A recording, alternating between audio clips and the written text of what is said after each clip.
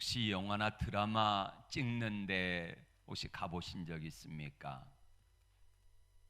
제가 아는 분이 주중에는 드라마나 영화 찍는 데 가가지고 엑스트라로 활동을 하는데 하루에 10만 원도 받고 15만 원도 받고 그러면 다니더라고요. 촬영을 하면은 모든 다 세팅을 다 해놓고, 자, 카메라도 한 대가 아니라 카메라가 여러 대가 비추고 있고요, 조명이 비추고 있고요, 그 다음에 엑스트라들이 동원되고, 그리고 나서 주인공이 짠 하고 등장을 하게 되지요. 이렇게 해서 드라마나 영화가 찍혀지게 되는 것입니다.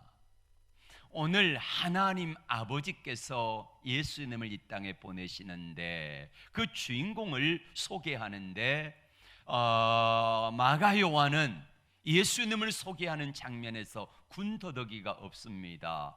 아무것도 준비되지 아니하는 상태에서 갑자기 조명이 쫙 비치더니 예수님을 딱 소개하는데 1장 1절에 이렇게 소개합니다. 다 같이 볼까요? 하나님의 아들 예수 그리스도의 복음의 시작이라. 아멘. 이거는요, 엄청난 혁명적인 선언입니다. 다시 로마 황제가 하나님의 아들이래요, 신의 아들이래요, 이렇게 소개를 했는데, 마가 요한은, 마가복음은 누구를 위해서 쓰여진 책이냐면은 로마인들을 위해서 쓴 책이거든요. 근데 이 책을 통하여서 로마 사람들에게 말합니다. 너희가 섬기는 황제의 시저는 하나님의 아들, 신의 아들이 아니고 진짜 신의 아들은 누구다? 예수 그리스도다. 이렇게 소개를 하고 있습니다. 마가는 예수님이야말로 진짜 하나님의 아들이다, 이렇게 소개를 하면서, 여러분, 소개할 때에 그 소개하는 사람, 사회자가 누구인가를 보면은 그 사람의 급을 알 수가 있습니다. 대통령이 오십니다. 그러면 대통령이 오실 때에 소개를 누가 합니까? 그 지역의 유지가 합니까? 아니지요. 적어도 대통령급이 오면은 장관급이 와가지고 소개를 해야지 격이 맞지. 대통령이 오시는데 제가 소개를 하면 격이 맞겠습니까? 안 맞지요. 하나님의 아들 예수 그리스도가 이 땅에 오시는 것을 소개할 때에 하나님의 전령으로 보낸 사람이 누구냐면은 세례 요한입니다. 세례 요한이 2절의 말씀 한번 다 같이 볼까요? 시작. 선지자 이사야의 글에 보라, 내가 내 사자를 내 앞에 보내노니 그가 내 길을 준비하리라. 아멘. 고대 사회에서는 왕이 지방 시차를 갈 때에, 그때에 사람들을 전령을 보냅니다. 보내가지고 몇 날 며칠 날 언제 왕이 어떤 일로 이 고를 방문할 것입니다 라는 전령이 오면은, 그러면은 그 마을 수령은 왕을 막기 위해서 차분하게 준비를 합니다. 여러분, 일개 대통령이 어디 지역을 가든지 아니면 나라를 방문하든지 가면 어떡합니까? 먼저 가가지고 다 준비를 하잖아요. 선발대가 갑니다. 하다못해 우리나라 대통령이 외국의 국빈 방문을 해도요, 대통령궁에서, 그 대통령 경호실에서 먼저 일부 사람들이 미리 갑니다. 가가지고 대통령의 동선은 이렇게 움직일 거고, 여기서는 누가 경호를 하고, 이거를 자세하게 마련해 놓고 그리고 가거든요. 마찬가지로 하나님의 아들이신 예수님이 오실 때에 소개하는 사람이 있는데, 세례 요한을 통해서 예수님을 소개하고 있다는 것입니다. 보라, 내가 내 앞에 내 사자를 보내노니. 세례 요한을 두고 한 말이에요. 무명의 사람들을 통해서 예수님을 소개하면 격이 맞지 않잖아요. 하나님의 아들을 소개하는데 당시에 유대 사회에서 가장 잘 알려진 사람이 세례 요한이었기 때문에 세례 요한을 통하여서 예수님이 누군가를 소개를 하고 있는 것입니다. 바로 사회자가 돼가지고 예수님을 소개합니다 라고 하면서 스포트라이트가 세례 요한에게 비추다가 예수님에게 비추는 모습으로 이렇게 바뀌어지는 모습을 보게 됩니다.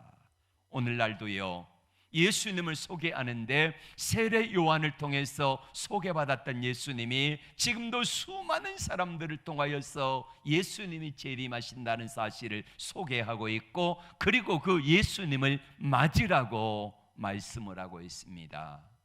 고대 사회에서 왕이 온다는 소식을 듣고 그 고을 사람들이 준비를 하지 아니하면은, 준비가 소홀하면은요, 왕은 와가지고 그 고을 사람들을 다 진멸해 버리기도 했다고 합니다. 그래서 왕이 오실 때에는 그 고을에 오는 것을 영광으로 알고 그 사람들은 온갖 모든 정성을 다해서 왕이 오는 것을 기쁨으로 준비를 하며 맞았다고 합니다. 오늘날에도 예수님의 재림은 약속되어 있습니다. 많은 사람들을 통하여 주님이 오시는 길을 준비하라고 말씀하고 있다는 것입니다. 신실한 기독교인 한 분이 어느 날 신앙을 갖지 않는 다정한 친구 부부를 초청을 했습니다. 식사를 맛있게 대접을 한 다음에 차를 마시면서 그 친구 부부에게 이렇게 말을 했습니다.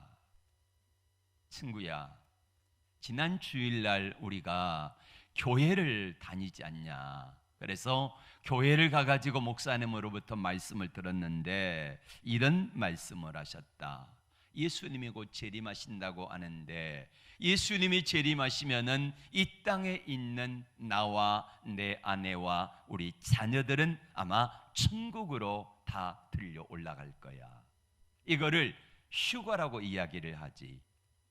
그런데 이 땅에 있는 믿지 않는 사람들은 다 이 땅에 남아있다가 엄청난 고통을 당하며 환난과 핍박을 당할 것이네. 그래서 내가 말인데 자네에게 선물을 주려고 하네. 앞으로 예수님이 오셔가지고 우리가 다 공중으로 휴거되고 나면은 이 집을 자네가 가지게. 그 친구가요, 눈이 휘둥그레졌어요. 저 좋은 자동차도 최근에 산 건데 자동차도 가지고 통장에 있는 모든 예금 적금 다 자네에게 줄 터이니까 다 가지고 땅도 다 가지게.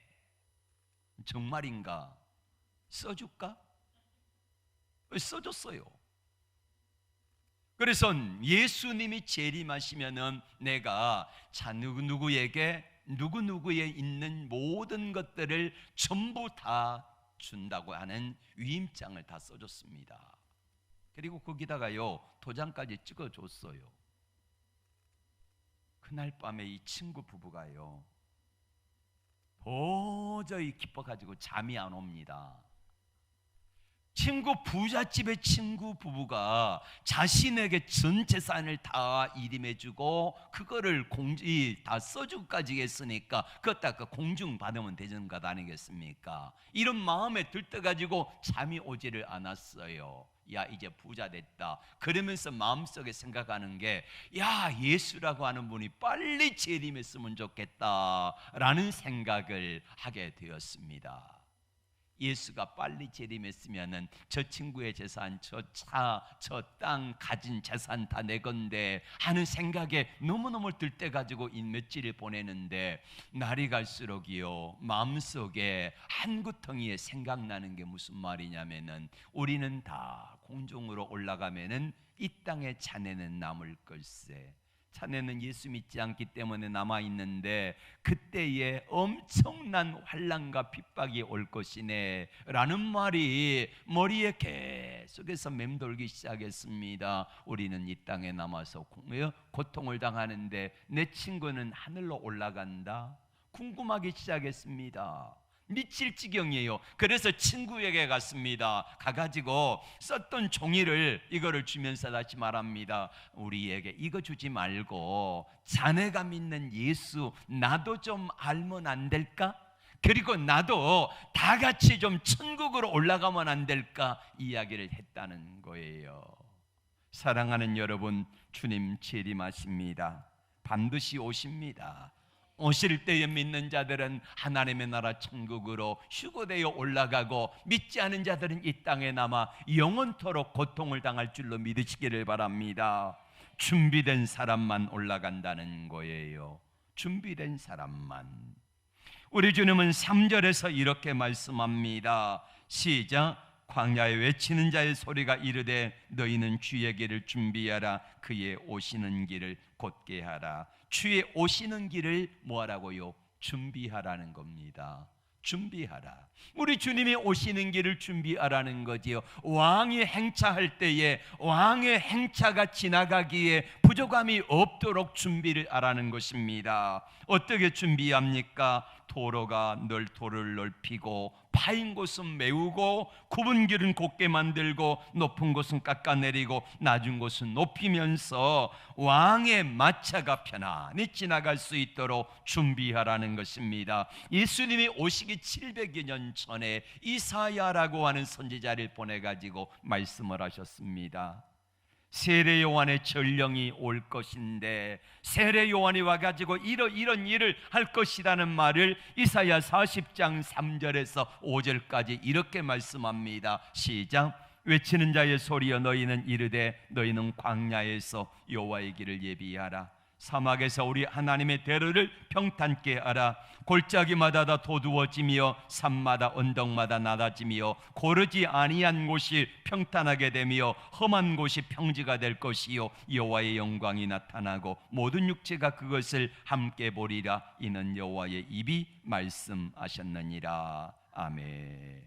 왕이 오시는 길을 준비하라는 거예요. 바로 세례 요한의 사명을 이사야 선지자는 예수님이 오시기 700년 전에 먼저 오셔가지고 세례 요한이 올 것인데 세례 요한이 오시는 메시아 예수님을 소개할 것이다 라고 말을 했습니다. 예수님이 드디어 이 땅에 태어나셨습니다. 예수님의 세례를 받으러 요단강에 오셨습니다. 이때에 세례 요한을 통하여서 예수님의 세례를 받으실 때에 하늘이 열리고 하나님의 음성이 들리고 성령이 비둘기처럼 임하는 모습을 보면서 세례 요한은 예수님을 이렇게 증거합니다. 따라합시다. 보라, 세상 죄를 지고 가는 하나님의 어린 양을 보라. 이렇게 예수님을 소개를 합니다. 하나님의 이사야를 통해서 700여 년 전에 세례 요한이 나타나가지고 예수님을 소개할 거라고 한 말씀 그대로 세례 요한은 예수님이 자기에게 와서 세례 묻는 모습을 보시고 세례 요한은 예수님을 향하여 이렇게 말씀합니다. 저 사람이 바로 세상 죄를 지고 가는 하나님의 어린 양이로다. 그러면서 세례 요한은 이렇게 말합니다. 나는 예수님의 신발끈을 묶고 푸는 종의 역할을 감당하는 것도 너무 황송한 사람이다 라고 하면서 예수님을 높이고 있는 모습을 보게 되는 것입니다. 여러분, 왕이 오심에도 불구하고 왕이 오시는 길을 준비하지 아니하면은요 그 고을의 수령은 혼이 납니다. 당시 왕이 지나가는 마차가 지나가는 길을 제대로 닦아놓지 않아가지고 왕이 지나가지 못하거나 왕의 수레가 넘지 못하고 빠져버리게 되면은요 왕이 지나는 그 고을의 수령이 혼이 나는데 마찬가지로 지금도 마찬가지라는 말이에요. 예수님이 이 땅에 오시는데 오시는 길을 준비하지 않고 준비하지 못하고 있다가 오시는 주님을 맞으면은 주님이 얼마나 불편하시겠습니까? 우리나라의 70년대에 미국에 이민 바람이 불었습니다. 가장 많이 간 곳이 LA 나성이라 그러지요. 나성에 가면 편지를 보내세요. 또르르르 이 노래 있잖아요. 나성이 LA라고 하는 곳인데 미국에 엄청나게 많은 사람들이 이민을 갔습니다. 한 목사님이 가가지고 어느 교회 성도의 집을 신방을 했습니다. 잘 사나? 그랬더니 정말로 크고 넓은 집에서 살아가는데요 가니까 너무너무 좋은 저택에 사는 거예요. 화려해요. 그리고 집에 가니까 우리나라는 당시에 없던 칼라 TV가 그것도 초대형 칼라 TV가요 켜져 있는데 너무너무 좋은 거예요. 서부 영화가 나오는데 마치 영화관처럼 그렇게 이렇게 돼 있는 거예요. 너무너무 좋은데, 그런데 그 영화는 나와 그림은 지나가는데 음성이 안 들려가지고 물었습니다. 집사님, TV가 소리가 안 납니까? 아니, 난다고. 키니까 나요. 근데 영어가 나오니까 도저히 알아들을 수가 없는 거예요. 아니, 집사님, 왜 좋은 TV를 사놓고 볼륨을 저렇게 다 완전히 줄여놓습니까? 영어만 들으면은요, 성질이 난다는 거예요. 예. 알아듣지도 못하는 그런 영어가 나오니까 화가 나가지고 미칠 지경이라는 거예요. 그러면서 하는 말이, 중고등학교, 대학교 다닐 때에 그렇게 영어 공부 좀 할 거를 준비하지 않고 오니까 그 모양이라는 거예요. 그리고 1년 동안에, 이미 온 지 1년 동안에 머리가 하얗게 새버린 거예요. 여러분, 아무리 좋은 그 LA 천국 같은 곳이어도요, 준비하지 않고 가니까 그렇게 힘들더라는 말이에요. 여러분, 하나님의 나라 천국도 마찬가지입니다. 우리가 하나님의 나라 천국에 가면은 매일 뭐 하며 살아갈까요? 뭐 하며 살아갈까요? 네. 천국에서 영원히 끝이지 않는 게 뭐가 있을까요? 찬송, 또 뭐가 있을까요? 예배드리는 거. 이거요, 하늘나라에서도 계속 되어지는데, 여러분, 우리가 이 땅에 살아갈 때에 천국 체질이 되지 않으면 찬양하고 예배드리고 기도하고 감사하고 기뻐하고 사랑하고 축복하고 하는 이것이 천국 체질이 되어지지 않으면요, 천국 가서도 되게 재미없을 거예요. 불편할 거예요. 여러분, 천국 체질로 바뀌어지기를 주의 이름으로 축원합니다. 바뀌어져야 돼요. 내가 바뀌지 않으면 안 된다는 거예요. 이미는 갔는데 준비가 안 된 거예요. 하나님의 자녀가 됐는데 하나님 아버지를 맞을 준비가 안 된 거예요. 하나님의 나라 천국에 들어갈 준비가 안 됐다는 말이요. 그러니까 주님이 오신다 그러면은요, 뭐라고 하면, 오늘 오시면 안 됩니다. 오시면 안 돼요. 잠시만 기다려 주세요. 이러는 거예요. 갑자기 신방을 갈 때가 있잖아요. 그럼 목사님 잠깐만 기다리세요. 뭡니까? 불이 나게 있는 거 이것저것 다 갖다가 막 집어넣고 그리고 치우고 그리고 나서 들어오세요 그러잖아요. 예. 그런데 언제든지 준비가 있는 분들은요, 들어오세요 이러잖아요. 들어오세요. 예. 여러분, 주님이 오늘 밤에 오셨으면 좋겠습니까? 그러면 여러분, 주님 맞을 준비되어 있습니까?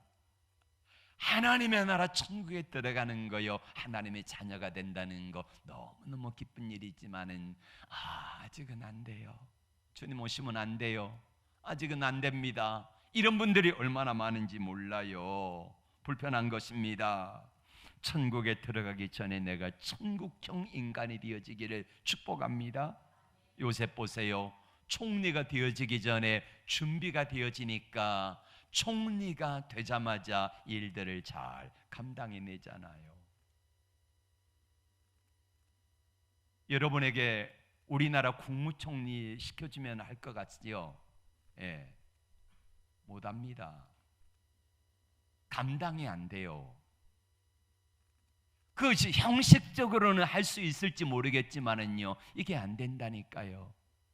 근데 요셉은 준비되어지니까 요셉이 13년 동안 보디발의 집에 있으면서 거기서 다 애굽의 문물과 학식을 배우잖아요. 2년 동안 감옥에 있으면서 애굽의 정치를 배우잖아요. 그러니까 정치와 학술과 문물을 다 배우고 나니까 요셉이 30살의 총리가 되어도 그 직임을 훌륭하게 감당해내잖아요. 맞습니다. 준비되지 않고 무엇인가를 맞으면은요, 엄청 불편합니다. 천국도 마찬가지예요. 예수 믿는 것도 마찬가지예요. 내가 예수님을 제대로 믿으면서 주님이 내 안에 오시고 주와 함께 동행하는 삶을 살아가면은요 엄청 재밌는데, 그렇지 못하고 주님이 나와 함께 하신다고 하면은 대단히 불편한 삶을 살아가는 사람들이 많다는 것입니다. 여러분, 준비 안 된 사람은 그보다 더 큰 후회할 날이 옵니다.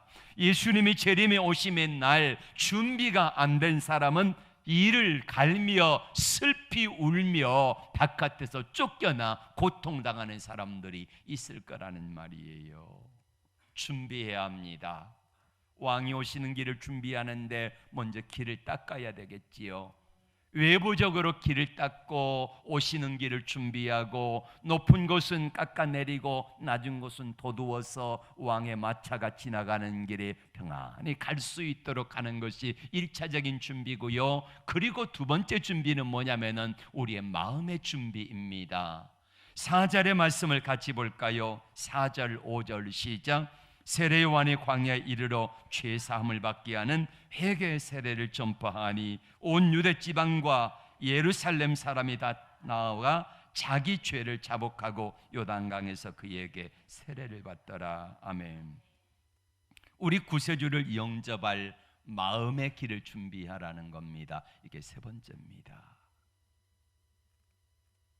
마음의 길을 준비하라. 내 마음이 어떤 모습으로 주님을 맞을 것인가를 준비하라는 거지요. 다시 말하면은 영적 장애물을 제거하고 주님 맞을 준비를 하라는 것입니다. 영적 장애물은 우리의 마음에 부패하고 타락하고 죄에 물들고 강팍해진 심령을 말합니다. 세례 요한이 말씀을 증거할 때에 그때에 자기의 추한 죄를 깨닫고 겸손히 회개하며 세례를 받고 영적 장애물을 제거하고 내가 어떻게 해야 합니까? 우리가 어떻게 해야 됩니까? 군인들이 나와가지고 세리가 나와가지고 백성들이 나와가지고 우리가 어떻게 해야 됩니까? 라고 회개하면서 세례 요한 앞에 세례를 받았지 않습니까? 왕의 행차를 미리 전령을 통해서 알아들었습니다.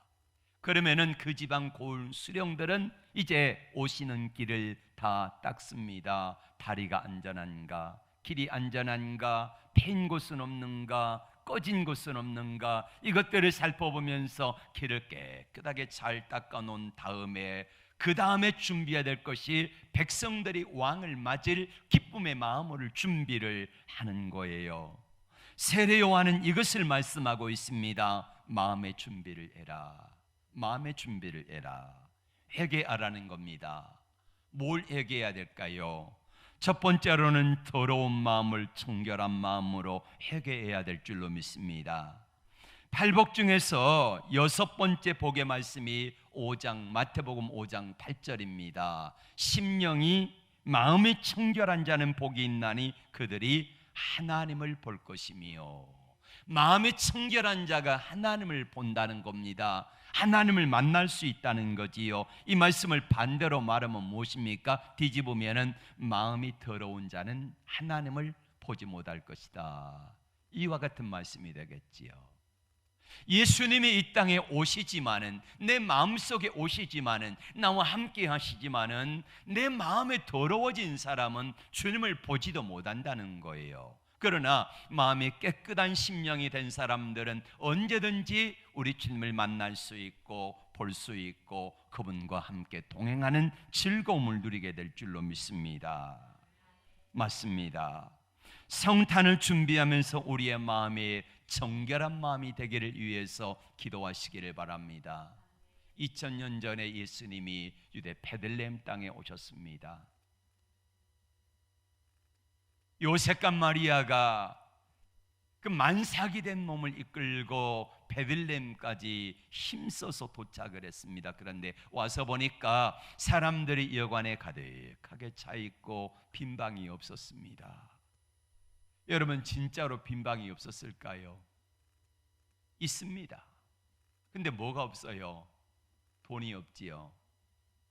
요셉과 마리아는 가난했기 때문에 돈이 없었던 겁니다. 그래서 들어주지 않은 거예요. 지금도 마찬가지입니다. 사람들은 부요한 마음을 가지고 우리 주님을 만나려고 하는데요, 그 마음 가지고는 주님을 만날 수가 없어요. 교만한 마음, 더러운 마음 가지고. 당시 여관 주인들은 어땠겠습니까? 그래도 비상시를 위해서 방 하나쯤은 따로 마련해 두잖아요. 특별한 손님을 위해서. 돈 많이 주면은요, 자기 안방이라도 내주잖아요.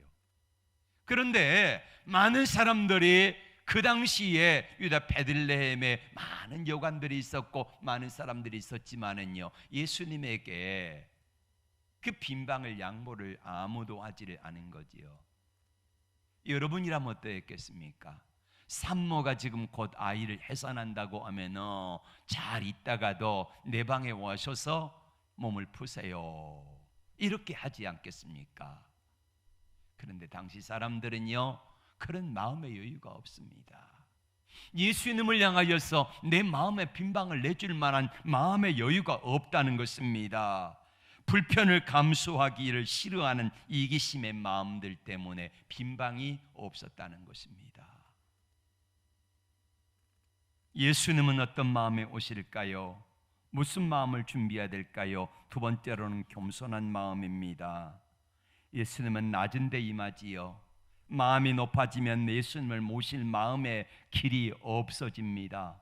마음이 낮아지면 예수님이 기쁨으로 임하시는데, 예수님이 주시는 은혜는 물과 같아서 낮은 데로 임하는데 교만하면은 주님을 결코 모실 수가 없다는 겁니다. 야고보 4장 6절은 이렇게 말씀합니다. 하나님이 교만한 자를 물리치시고 겸손한 자에게 은혜를 주신다라고 말입니다. 임금 예수님이 탄생하실 때에도 이 수도 베들레헴에, 예루살렘에 탄생하지 않으셨습니다. 수도에서 10km 떨어진 베들레헴에 오셨지요. 왕족이 사는, 왕궁이나 귀족이 사는 저택에 오지 아니하시고 예수님은 예루살렘에 있는 이 베들레헴에 있는 마구간에 태어나셨습니다. 천사들의 구주 탄생의 소식을 제일 먼저 전해 들었던 사람들이 누구입니까? 바로 가난했던 목자들이 아니겠습니까? 누가복음 18장에는 바리새인과 세리의 기도가 나와 있습니다. 바리새인은 이렇게 손을 들고 기도합니다. 하나님, 저는 저 세리와 같이 불의, 토색, 간음하지 아니함을 감사합니다. 저는 일회에 2번 금식하고 11조를 드리고 하나님 앞에 믿음으로 살아갑니다. 감사합니다. 그런데 겸손하게 세리는요, 자신이 자기 자신을 너무나 잘 알기 때문에 하나님 앞에 가슴을 치면서 하나님, 나를 불쌍히 여겨주세요, 나는 죄인으로소이다, 그렇게 울면서 회개합니다. 이때 예수님 말씀이 무엇입니까? 내가 너에게 이르노니 저 바리새인이 아니고 이 사람 세리가 저 바리새인보다 의롭다함을 받고 집에 돌아갔느니라 라는 말씀을 하십니다. 베들레헴 현지에 가면은 예수님 탄생교회가 있습니다. 근데 예수 탄생교회 들어가기 위해서는 문에 들어갈 때에 몸을 낮춰야 합니다. 왜냐하면 들어가는 문의 높이가 1.2m밖에 안 되기 때문에요.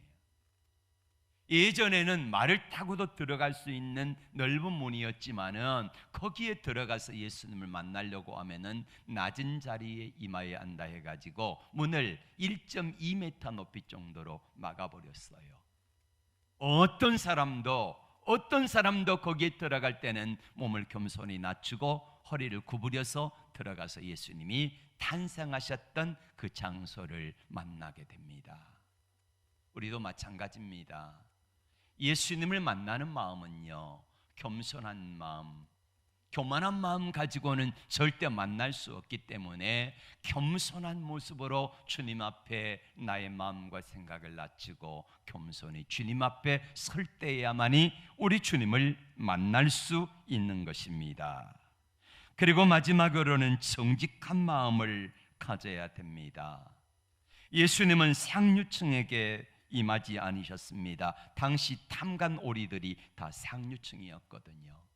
가진 자들의 탐관 오리들이 연약한 자들의 것들을 빼앗아다가 자기 배를 배불렸기 때문에 당시에 예수님이 탄생할 것을 알렸던 이사야 선지자 시대에 함께 동역했던 선지자가 있습니다. 호세아 선지자입니다. 또 함께했던 선지자가 미가 선지자입니다. 함께했던 선지자가 아모스 선지자입니다. 근데 이 선지자들이 한결같이 하는 말이 무엇입니까? 가난한 약한 사람들에게 책망의 말씀이 아니라 부자들에게 대한 책망이었습니다. 부자들이 가난한 사람들의 머리에 있는 티끌을 탐냅니다. 부자들이 가난한 사람들의 머리에 있는 티끌까지 탐냈다는 거예요. 그리고 부자들이 가난한 사람들을 신 한 켤레 값을 받고 팔아버린 거예요. 그래서 하나님께서는 이사야, 예레미야 그리고 수많은 선지자들을 통하여서 부자들에 대한 책망을 말씀을 하신 거지요. 맞습니다. 정직한 마음을 가져야 되는데 정직하지 아니한 수많은 사람들에 대한 책망을 주님은 하셨던 것입니다. 세례 요한은 세례를 받으러 오는 수많은 사람들에게 이렇게 물었습니다. 우리가 어떻게 해야 되겠습니까? 우리가 어떻게 하면은 주님이 오시는 길을 주님을 맞을 수 있는 그런 마음을 준비를 할 수 있겠습니까? 그때에 누가복음 3장 12절에서 14절에 군인들과 세리들에게 이렇게 말합니다. 같이 읽습니다. 세리들도 세례를 받고자 하여 와서 이르되 선생이여 우리는 무엇을 하리까 하며 이르되 부가된 것 외에는 거두지 말라 하고 군인들도 물어 이르되 우리는 무엇을 하리까 하며 이르되 사람에게서 강탈하지 말며 거짓으로 고발하지 말고 받는 급료를 족한 줄로 알라 하니라. 아멘. 무슨 말입니까? 세리들은 정한 세 외에 더 받지 말아라. 군인들도 마찬가지입니다. 억압하지 말고 받는 월급을 족한 줄로 알고 감사하며 하루하루를 살아라. 이것이 우리 주님을 맞을 수 있는 준비된 마음이다. 이렇게 이야기를 하고 계시는 것입니다. 다윗도 시편 15편 1절 2절에서 여호와의 장막에 유할자 누구 오며 주의 성산에 사는 자 누구이겠습니까? 정직하게 행하며 공의를 실천하며 그의 마음에 진실을 말하는 사람이다 라고 말을 합니다. 오래전에 교보문고에 한 통의 편지와 함께 수표가 동봉돼 가지고 왔습니다. 사연은 이렇습니다. 옛날에 책을 여러 권 훔쳐간 적이 있는데 예수 믿고 나서 교회 다니다 보니까 그게 내가 죄임을 깨닫게 되었습니다. 그리고 기도할 때마다 늘 그 마음이 떠올라 가지고 여기에다가 조금 더해서 돈을 동봉하오니 저의 허물을 용서해 주시길 바랍니다 하는 그런 내용이었습니다. 분명히 잘못했습니다. 하지만 그것을 회개하고 정직하게 살려는 마음이 생겼습니다. 그리고는 어떡합니까? 실제로 행동을 하잖아요. 내가 교보문고에 가가지고 책을 모르게 훔쳐왔으니까 그 당시에는 발견되지 않아가지고 그것이 덮어졌지만은 하나님 앞에서 생각하니까 하나님 앞에 기도할 때마다 야 이 도둑놈아 그러는 마음이 떠올라가지고 내 마음에 도저히 견딜 수가 없어서 그거 그냥 내 마음속에 무시해버려도 되지만은 그러나 하나님 앞에서 내 마음에 정결한 마음이 되기를 위해서 거기다가 그 돈만큼 조금 더 얹어가지고 보내면서 나의 허물을 용서해달라고 하는 그 편지를 써서 보내게 된 거지요.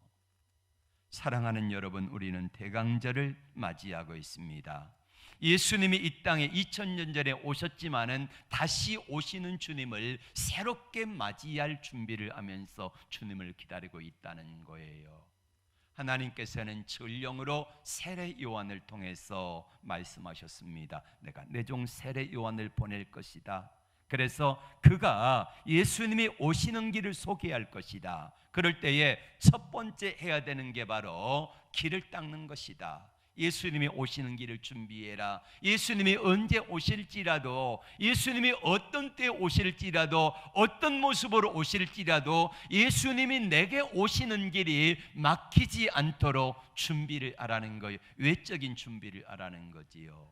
그리고 또 내 마음속에 주님이 오셔서 거하실 때에 주님이 거하시기에 불편함이 없도록 내 마음을 청결한 모습으로 깨끗한 양심과 청결하고 겸손하고 온유한 마음으로 준비를 하여서 우리 주님이 나와 함께 거하실 때에 불편함이 없도록 하라라는 말씀을 우리에게 주고 계시는 것입니다. 여러분, 주님이 여러분에게 함께 거하시는데 여러분은 예수님이 다시 이 땅에 오신다고 하면은 그 주님을 어떤 모습으로 맞이할 수 있겠습니까? 여러분 안에 계신 성령 하나님이 혹시 여러분 때문에 불편하진 않으십니까? 여러분이 마음속에 품고 있는 그 무엇인가 때문에 주님이 나와 함께 거하시면서 여전히 불편해가지고 힘들어하진 않으십니까? 주님이 내 안에 계시긴 하지만은 내가 주님을 만나는 그 길이, 주님을 영접하는 길이 내 안에 너무너무 추하고 더럽고 부끄럽고 여기저기 울퉁불퉁한 게 많고 그래가지고 주님이 내게 달려오시는 길이 불편하진 않는지 우리가 되돌아보고요. 너무 많이 교만해서 높아진 길은요, 좀 낮은 모습으로 겸손하게 깎아내리고, 더럽고 추한 구렁텅이에 빠져 있으면은 거기에서 이제 좀 빠져나와서 그것을 메꾸어 버리고, 그리고 평지를 만들어서 언제든지 주님을 만날 수 있도록, 우리 주님이 내게 오실 때에 기쁨으로 내가 주님을 만날 수 있는 준비가 되어져서, 우리 주님이 나의 모습을 바라보시면서 나와 함께 거하실 때에 기쁨으로 거하고 어디를 가서 무엇을 하든지 나를 통하여서 영광이 드러나는 이 은혜가 있기를 주의 이름으로 축복합니다. 기도합니다.